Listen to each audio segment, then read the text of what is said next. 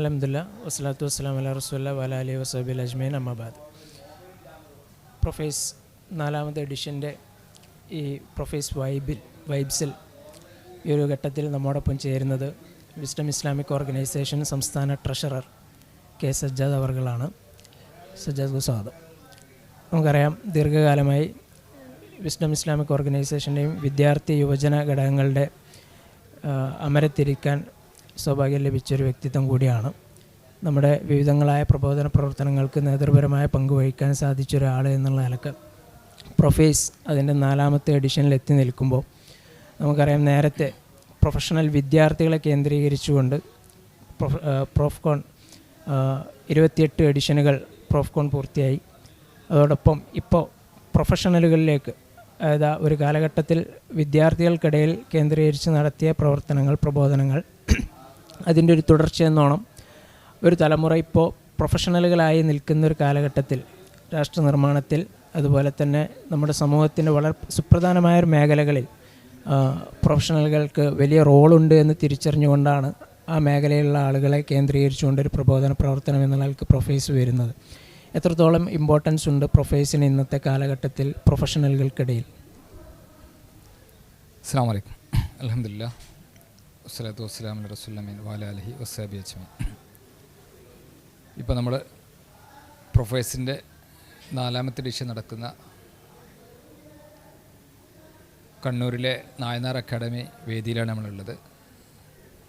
അള്ളാഹുവിൻ്റെ അപാരമായ അനുഗ്രഹം കൊണ്ട് വളരെ സന്തോഷവും കണ്ണിനെ കുളിർമയേകുന്ന കാഴ്ചകളാണ് നമുക്കിവിടെ കാണാൻ സാധിക്കുന്നത്. 2 ദിവസത്തെ പ്രോഗ്രാമാണ് എങ്കിൽ പോലും 5 വേദികളിലായി ഒരു സമൂഹത്തിലെ വ്യത്യസ്തമായ തലങ്ങളിലുള്ള ആളുകൾക്ക് വേണ്ടിയുള്ള പ്രോഗ്രാമാണ് ഇവിടെ ഇന്ന് സംഘടിപ്പിക്കുന്നത്. ചെറിയ കുട്ടികൾക്കുള്ള വേറെ പ്രോഗ്രാമുണ്ട്, അതേപോലെ തന്നെ ടീനേജേഴ്സിനുള്ള പ്രോഗ്രാമുണ്ട്. അങ്ങനെ വ്യത്യസ്തങ്ങളായ പെൺകുട്ടികൾക്ക് തന്നെയുള്ള പ്രത്യേകമായ വേറെ പ്രോഗ്രാമുകളുണ്ട്. അങ്ങനെ ഒരു കുടുംബസമേതം, ഒരു ഫാമിലി കോൺഫറൻസാണിത്. ആ നിലയ്ക്ക് ഇവിടെ കുടുംബസമേതം വരുന്ന ആളുകൾക്ക് അവരുടെ ഓരോരുത്തരുടെയും പ്രായവും ചിന്താശേഷിയും ഒക്കെ പരിഗണിച്ചുകൊണ്ടുള്ള അവർക്കാവശ്യമായ ഗൈഡ് ലൈൻ നൽകാവുന്ന രൂപത്തിലേക്കുള്ള മതപരമായ കാര്യങ്ങൾ നൽകുന്നുണ്ട്. സാമൂഹികമായ കാര്യങ്ങളിൽ അവർ ശ്രദ്ധ വരുത്തേണ്ട കാര്യങ്ങളിലേക്ക് അവരുടെ ശ്രദ്ധ ക്ഷണിച്ചുകൊണ്ടുള്ള പ്രോഗ്രാമുകളുണ്ട്. കുട്ടികൾക്കാണെങ്കിൽ അവർക്ക് കളിയിലൂടെയും തമാശയിലൂടെയും ഒക്കെ അള്ളാഹുവിനെ സംബന്ധിച്ചും അവൻ്റെ ദീനിനെ സംബന്ധിച്ചും സമൂഹത്തെ സംബന്ധിച്ചും കടമകളെ സംബന്ധിച്ചുമൊക്കെ ഓർമ്മപ്പെടുത്തുന്ന ഒരു നല്ല പ്രോഗ്രാമായിട്ടാണ് ഇൻഷാ അല്ലാഹ് ഇന്ന് ഇവിടെ ഇത് നടന്നുകൊണ്ടിരിക്കുന്നത്. വിസ്ഡത്തെ സംബന്ധിച്ചിടത്തോളം പ്രബോധന മേഖലയിലുള്ള സാധ്യതകൾ അത് പരമാവധി ഉപയോഗപ്പെടുത്തുക എന്നൊരു നയത്തിൻ്റെ അടിസ്ഥാനത്തിലാണ് നമ്മൾ പോയിക്കൊണ്ടിരിക്കുന്നത്.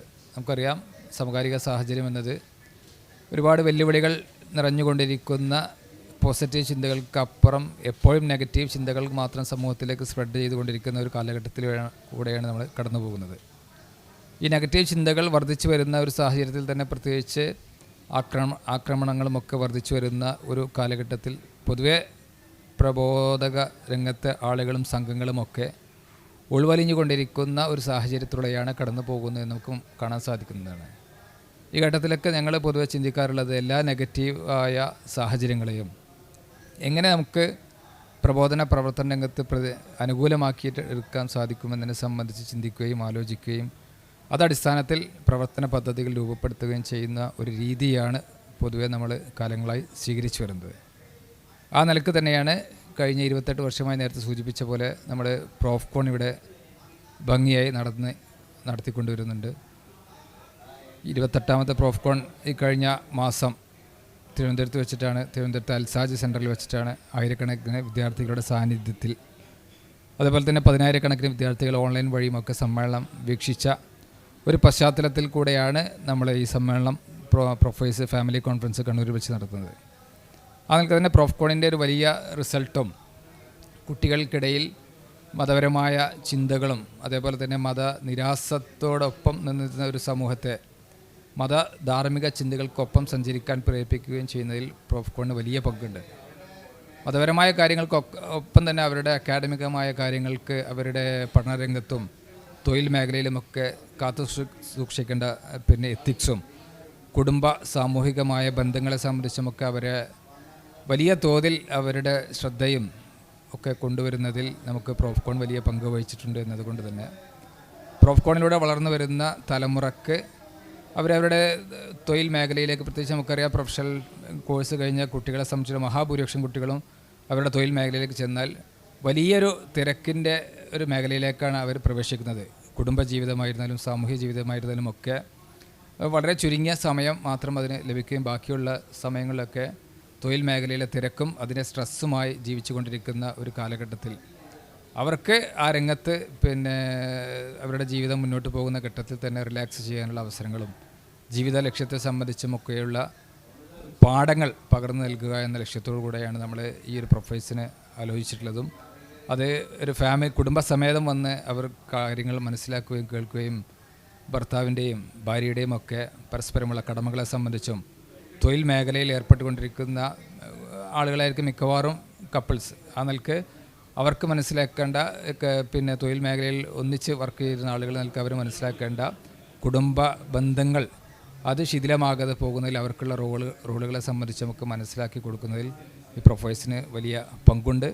അതിന്നും വളരെ ഭംഗിയായി നിർവഹിച്ചുകൊണ്ടിരിക്കുന്നത് കൊണ്ട് തന്നെയാണ് കഴിഞ്ഞ 4 വർഷത്തിനുള്ളിൽ ഈ രംഗത്ത് വലിയ വളർച്ച ഈ രംഗത്ത് നമുക്ക് ഉണ്ടാക്കിയെടുക്കാൻ സാധിക്കുന്നു. ഇവിടെ വന്ന ആളുകളെക്കാൾ ഏറെ 10 മടങ്ങ് ആളുകൾ ഇതിൻ്റെ സന്ദേശം കേൾക്കുവാനും മനസ്സിലാക്കുവാനും ശ്രമിച്ചുകൊണ്ടിരിക്കുന്നു എന്നതിൽ നമുക്ക് അനൽപമായ സന്തോഷമുണ്ട്.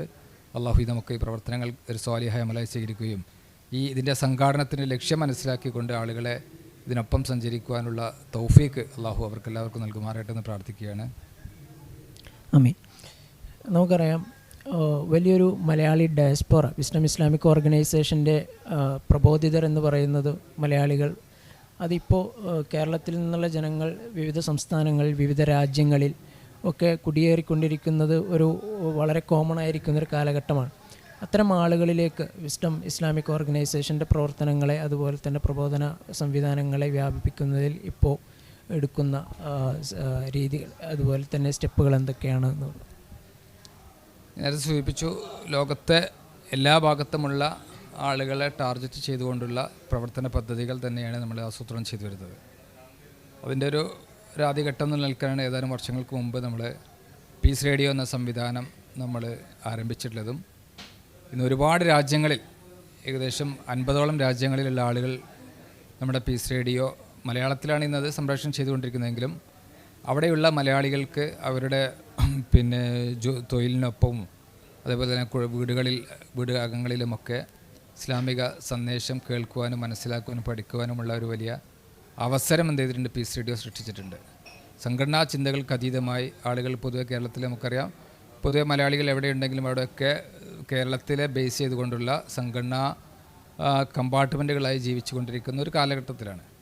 ആ കമ്പാർട്ട്മെൻറ്റുകളെ പൊളിച്ച് എഴുതിക്കൊണ്ട് തന്നെയാണ് നമ്മുടെ പീസ് റേഡിയോ എന്ന സംവിധാനം ഇന്ന് അതിൻ്റെ പ്രവർത്തനങ്ങളുമായി മുന്നോട്ട് പോയിക്കൊണ്ടിരിക്കുന്നതും 10,000-കണക്കിന് കുടുംബങ്ങളിലേക്ക് അതിൻ്റെ നന്മയുള്ള സന്ദേശം പകർന്നു നൽകുവാനും അവർക്ക് അവരുടെ കുടുംബജീവിതത്തെ ദീനീയായ ഒരു സാഹചര്യത്തിലേക്ക് കൊണ്ടുവന്ന് ഇസ്ലാമിക പ്രവർത്തനങ്ങൾക്കൊപ്പം സഞ്ചരിക്കാൻ അവരുടെ മനസ്സും ശരീരവും ഒക്കെ വേറെ ലോകത്താണെങ്കിൽ പോലും ഇത്തരം കാര്യങ്ങളിലൂടെ ലഭിക്കുന്ന അറിവുകൾ കാരണം അവരുടെ ശരീരം വേറൊരു ഭാഗത്ത് വെച്ചിട്ടുണ്ടെങ്കിൽ മനസ്സിനെ ഇത്തരം ഇഷ്ടത്തിൻ്റെ പ്രബോധന പ്രവർത്തനങ്ങൾക്കൊപ്പം സഞ്ചരിക്കാനുള്ള വലിയ പ്രേരണ നൽകിക്കൊണ്ടിരിക്കുന്നുണ്ട്.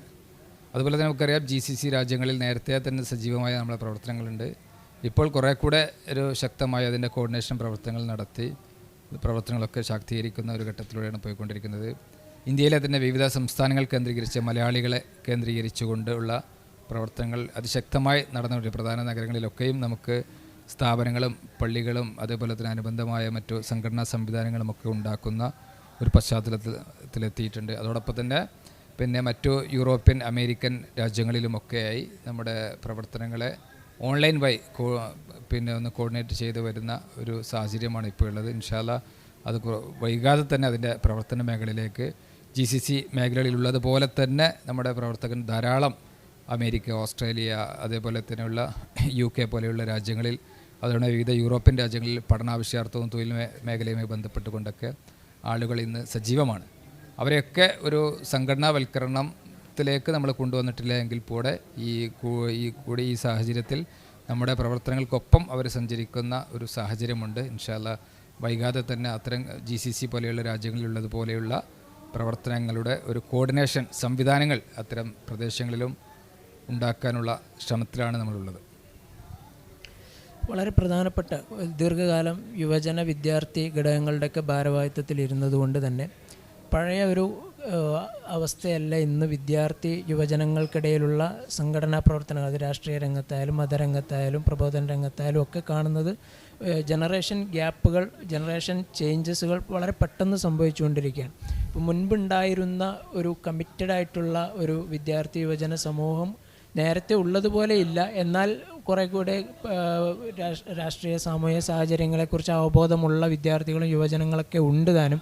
ഇപ്പോഴത്തെ ഒരു പ്രത്യേക ജനറേഷൻ്റെ ഒരു സാഹചര്യത്തിൽ വിദ്യാർത്ഥി യുവജന പ്രസ്ഥാനങ്ങളുടെ പങ്ക് എന്തായിരിക്കണം, അതുപോലെ തന്നെ നിലവിലുള്ള യുവജന വിദ്യാർത്ഥി പ്രസ്ഥാനങ്ങൾ നേരിട്ട് കൊണ്ടിരിക്കുന്ന പ്രതിസന്ധികളെ എങ്ങനെ തരണം ചെയ്യാനായിരിക്കണം എന്നുള്ളതാണ് ഒരു മുതിർന്ന ഭാരവാഹി എന്നുള്ള നിലക്ക് സജാദ് തോന്നുന്നത്.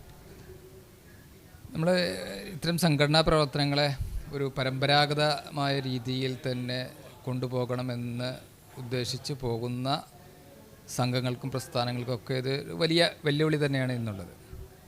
അതേസമയത്ത് കാലഘട്ടത്തിൻ്റെ മാറ്റങ്ങളും യുവജന വിദ്യാർത്ഥി ആളുകളുടെയൊക്കെ കാഴ്ചപ്പാടിലും വന്നുകൊണ്ടിരിക്കുന്ന സമീപനങ്ങളിലുമൊക്കെ വന്നുകൊണ്ടിരിക്കുന്ന മാറ്റങ്ങൾ ഉൾക്കൊണ്ടുകൊണ്ട് അവരെ എങ്ങനെ അഡ്രസ്സ് ചെയ്യണം എന്ന് ആസൂത്രണം ചെയ്തു പോകുന്ന സംഘങ്ങളെ സംബന്ധിച്ചിടത്തോളം ഏറ്റവും അനുകൂലമായ സാഹചര്യം തന്നെയാണ് എന്നാണ് ഞാൻ മനസ്സിലാക്കുന്നത്. ആളുകൾ മുൻപത്തെ വ്യത്യസ്തമായ ആളുകൾ കുറേ കൂടെ വിദ്യാസമ്പന്നരാണ്. മുൻകാലങ്ങളെ അപേക്ഷിച്ച ആളുകൾ അത്ര തന്നെ വിദ്യാഭ്യാസമില്ലാത്ത ആളുകളാണ്. സാമ്പത്തികമായ പ്രയാസങ്ങൾ അനുഭവിച്ചുകൊണ്ടിരിക്കുന്ന സാഹചര്യങ്ങളൊക്കെ ഉണ്ടായിരുന്നെങ്കിൽ ഈ കഴിഞ്ഞ ഒരു 10-20 വർഷം എടുത്ത് നോക്കിക്കഴിഞ്ഞാൽ ആളുകൾ അറിവിൻ്റെ കാര്യത്തിൽ ആളുകൾ ബഹുദൂരം മുന്നോട്ട് പോയിക്കൊണ്ടിരിക്കുന്ന ഒരു സാഹചര്യമുണ്ട്. സാമ്പത്തികമായും ആളുകൾ അഭിവൃദ്ധിപ്പെട്ടുകൊണ്ടിരിക്കുന്ന ഒരു പശ്ചാത്തലത്തിൽ നമ്മളെ സംബന്ധിച്ചിടത്തോളം ഏത് പദ്ധതികൾ ഇപ്പോഴത്തെ ഒരു സാഹചര്യം മനസ്സിലാക്കിക്കൊണ്ട് ആസൂത്രണം ചെയ്ത് അത് സമൂഹത്തിന് മുന്നിൽ അവതരിപ്പിച്ചാൽ ഏറ്റവും മനോഹരമായി അത് നടപ്പാക്കുവാനും അതിനോടൊപ്പം സഞ്ചരിക്കാനും സാധിക്കാവുന്ന വളരെ ഡെഡിക്കേറ്റഡ് ആയിട്ട് പ്രവർത്തിക്കുന്ന അവരുടെ ബുദ്ധിയും വിവേകവും സമയവും സമ്പത്തുമൊക്കെ ഈ രംഗത്ത് അർപ്പിക്കാൻ സന്നദ്ധതയുള്ള ഒരു സമൂഹം തന്നെയാണ് എന്നാണ് എനിക്ക് ഇതിനോടൊപ്പം സഞ്ചരിക്കുന്ന ആളുകൾ നിലക്ക് സൂചിപ്പിക്കാനുള്ളത്. നമ്മൾ ആശങ്കപ്പെടേണ്ട സാഹചര്യങ്ങളൊന്നുമില്ല. പ്രത്യേകിച്ച് കാഴ്ചപ്പാടുകളിലും മറ്റും കാര്യങ്ങളും ചെറിയ വ്യത്യാസങ്ങൾ ഉണ്ടായിരിക്കാം. അത് പുതിയ തലമുറയും പഴയ തലമുറയും തമ്മിലുള്ള ഒരു ജനറേഷൻ ഗ്യാപ്പ് എന്ന് നമ്മൾ പൊതുവെ പറയാറുള്ള ഒരു സംഗതിയിൽ പുതിയ ചില കാഴ്ചപ്പാടുകളോടും പുതിയ സമീപനങ്ങളും ചില കാര്യങ്ങൾ നടപ്പാക്കുന്നിടത്ത് പരമ്പരാഗതമായി സ്വീകരിച്ചു വരുന്ന രീതിയുണ്ട്. ആ രീതിയിൽ നിന്നൊക്കെ മാറി പുതിയ തലമുറയുടെ കാഴ്ചപ്പാടുകൾ കൂടെ ഉൾക്കൊള്ളാൻ പഴയ തലമുറയും കൂടെ സന്നദ്ധമാകുമ്പോൾ തീർച്ചയായും ഈ രംഗത്ത് ഒരു വലിയ വിപ്ലവം തന്നെ സൃഷ്ടിക്കാൻ നമുക്ക് സാധിക്കുമെന്നതിൻ്റെ പ്രതീക്ഷ. അതെല്ലാ സംഘങ്ങൾക്കും സാധിക്കും തന്നെയാണ് എൻ്റെ ആ നിലക്കുള്ള കാഴ്ചപ്പാട്. പ്രത്യേകിച്ച് ഒരു മതപ്രബോധന സംഘം എന്ന നിലക്ക് നമ്മളെ സംബന്ധിച്ചിടത്തോളം നമ്മൾക്ക് ഭൗതികമായ മറ്റെന്തെങ്കിലും നേട്ടങ്ങൾക്ക് വേണ്ടിയല്ല നമ്മൾ പ്രവർത്തിക്കുന്നത്. അള്ളാഹുവിൻ്റെ പ്രീതി കാംക്ഷിച്ചുകൊണ്ടും നാളെ പരലോകത്തെത്തുന്ന ഘട്ടത്തിൽ സ്വർഗം നേടുവാനുമുള്ള നന്മയുടെ വക്താക്കളായി മാറുവാനുമൊക്കെ ആ സംഘത്തോടൊപ്പം ചേരാനുമൊക്കെയുള്ള ഒരു ആഗ്രഹത്തിൻ്റെ അടിസ്ഥാനത്തിലാണ് നമ്മൾ ഇത്തരം സംഘങ്ങളിൽ പ്രവർത്തിച്ചുകൊണ്ടിരിക്കുന്നത്. ആ നിലക്ക് തന്നെ അങ്ങനെയുള്ള ചിന്തകൾ ആളുകൾക്കിടയിൽ കൂടുതൽ വർദ്ധിപ്പിക്കുകയും ഒക്കെ ചെയ്താൽ വളരെ ഡെഡിക്കേറ്റഡായിട്ട് അവരുടെ പുതിയ സാങ്കേതികമായ അവരുടെ അറിവും അതേപോലെ തന്നെ അതുവഴി അവർ ഉയർത്തിക്കൊണ്ടുവരുന്ന ചിന്തകളെ സംബന്ധിച്ചുമൊക്കെ നമ്മുടെ പ്രബോധന പ്രവർത്തന രംഗത്ത് ഉപയോഗപ്പെടുത്താൻ സാധിക്കുമെന്നതിൻ്റെ പ്രതീക്ഷ. ആ നിലക്ക് നമുക്കറിയാം, ഇന്നത്തെ നമ്മുടെ ഈ പ്രോഗ്രാമുകൾ തന്നെ എടുത്ത് പരിശോധിച്ച് നോക്കിയാലും അതേപോലെ തന്നെ കഴിഞ്ഞ മാസം നമ്മൾ തിരുവനന്തപുരത്ത് നടത്തിയ പ്രൊഫൺ എടുത്ത് നോക്കിക്കഴിഞ്ഞാലും അതിൻ്റെ എല്ലാ സാങ്കേതികമായ മികവുകളും നമ്മൾ ഒരുക്കിയിട്ടുള്ളത് നമ്മുടെ പ്രവർത്തകന്മാരുടെ അറിവുകൾ വെച്ചുകൊണ്ടാണ്. കേവലം പുറത്തുനിന്ന് ആളുകൾക്ക് നമ്മൾ വലിയ പണം കൊടുത്ത് ഒരു പ്രൊഫഷണൽസിനെ കൊണ്ടുവരിക എന്നതിലുപരിയായി നമ്മുടെ ആളുകളെ തന്നെ അതിന് ട്രെയിനിങ് കൊടുത്ത് അവരുടെ അറിവുകൾ കൂടെ അതിന് സംയോജിപ്പിച്ചുകൊണ്ടുള്ള സംവിധാനങ്ങളാണ് ഏറ്റവും മികച്ച രീതിയിൽ നമ്മൾ ഉപയോഗപ്പെടുത്തുന്നത് എന്ന് തന്നെ ഈ പറഞ്ഞ കാര്യങ്ങൾക്കുള്ള ഏറ്റവും വലിയ മികച്ച ഉദാഹരണമാണ് എന്നാണ് എനിക്ക് സൂചിപ്പിക്കാനുള്ളത്. അവസാനമായി വിസ്ഡം ഇസ്ലാമിക് ഓർഗനൈസേഷൻ ഒരു സമൂഹത്തിൻ്റെ വിവിധ തലങ്ങളിൽ ഇടപെടുന്ന ഒരു മതപ്രബോധന കൂട്ടായ്മ എന്നുള്ളതുകൊണ്ട് അതേസമയം നിലനിൽക്കുന്ന ഇന്ത്യയുടെ രാഷ്ട്രീയ സാമൂഹിക സാഹചര്യങ്ങളിൽ നമ്മളുടെ ഭാഗതയെ നിർണ്ണയിക്കുന്നതിൽ വ്യക്തമായ പങ്ക് വഹിക്കുന്ന ഒരു പ്രസ്ഥാനം കൂടിയാണ്. നിലവിലെ സാമൂഹിക രാഷ്ട്രീയ സാഹചര്യങ്ങൾ നമ്മുടെ പ്രബോധന പ്രവർത്തനങ്ങൾക്ക് അതുപോലെ തന്നെ സെക്യുലർ ഫാബ്രിക്കിന് നമ്മുടെ നാട്ടിലെ സാമൂഹികമായ സ്വൈര്യമായ ജീവിത സാഹചര്യങ്ങളെ എങ്ങനെ ബാധിക്കുന്നു എന്നാണ്. അതുപോലെ തന്നെ അത്തരം രംഗത്ത് വിസ്ഡം ഇസ്ലാമിക് ഓർഗനൈസേഷൻ മുന്നോട്ട് വെക്കുന്ന കാഴ്ചപ്പാടുകൾ എന്താണ് എന്നുള്ളതാണ് അവസാനമായിട്ട്. നമുക്കറിയാം, കേരളത്തിലെ ഇന്നത്തെ ഒരു രാഷ്ട്രീയ സാമൂഹിക സാഹചര്യം എന്നത് മുൻകാലങ്ങളിൽ നിന്ന് അപേക്ഷിച്ച് കുറേ കൂടെ വിദേശ പ്രചരണങ്ങൾ ശക്തിപ്പെട്ടുകൊണ്ടിരിക്കുന്ന ഒരു കാലഘട്ടത്തിലൂടെയാണ് നമ്മൾ ജീവിച്ചുകൊണ്ടിരിക്കുന്നത്. അതങ്ങനെയാണ് ഒരു സാഹചര്യം, സാമൂഹിക സാഹചര്യം എന്ന് മനസ്സിലാക്കി വിലയിരുത്തി അതിനെ അതിജീവിക്കുകയും ചെയ്യേണ്ട ഒരു വലിയ സമൂഹം നമ്മളാണ്. മുസ്ലിങ്ങൾ നിൽക്കുന്ന നമ്മളാണ്. വിശിഷ്യ കേരളത്തിലെ മുജാഹിദ് വിഭാഗങ്ങളാണ്.